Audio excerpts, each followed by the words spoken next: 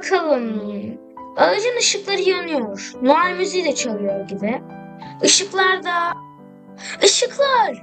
Atrium'a Noel ışıkları kurduklarını tamamen unutmuşum. Ah, bekle. Ama misafirler için hazırlanmalıyız. Demek ki seninle ben küçük tavşancık doğru kostüm odasına gidiyoruz. Demek ki seninle ben küçük tavşancık doğru kostüm odasına gidiyoruz. Senin için bir şeyler buluruz. Söz veriyorum. Sonra atriuma gidip güzel ışıkları görebiliriz. Ne dersin minik tavşan?